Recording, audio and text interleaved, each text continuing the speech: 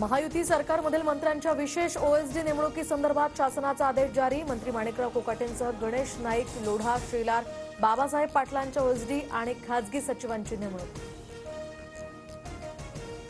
सामनात मुख्यमंत्री देवेंद्र फडणवीसांवर पुन्हा स्तुतीसुमनं। मंत्र्यांचे फिक्सर, पीए आणि ओएसडी नेमणुकांना नकार दिल्याबद्दल अभिनंदन। फिक्सर लोकांची नावं मोदींना कळवायला हरकत नाही। सामनातून फडणवीसांचं कौतुक करत शिंदेंवर निशाणा। काही लोक मराठी माणसांबद्दल फक्त बोलत राहिले पण काही केलं नाही। नाव न घेता मुख्यमंत्री फडणवीसांचा उद्धव ठाकरेंवर निशाणा। मंत्र्यांच्या ओएसडी संदर्भात आता अमोल मिटकरींचाही मोठा गौप्यस्फोट। 2 ते 3 कोटींच्या कामांसाठी एका मंत्र्यांच्या ओएसडीनं 5 लाख मागितले। आमदार मिटकरींचा गंभीर आरोप। मागील सरकारमध्ये रोजगार हमी विभागाच्या ओएसडीनं पैसे मागितल्याचाही दावा। बीड जिल्ह्यातील मसाजोग ग्रामस्थांच्या अन्नत्याग आंदोलनाचा दुसरा दिवस। संतोष देशमुख हत्या प्रकरणी मागण्यांवर तोडगा निघेपर्यंत आंदोलन सुरूच ठेवण्याचा निर्धार। अन्यथा पाणी बंद करण्याचाही इशारा।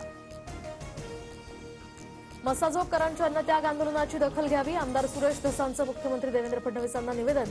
ग्रामस्थांनी केलेल्या 7 मागण्यांचा निवेदनावर उल्लेख।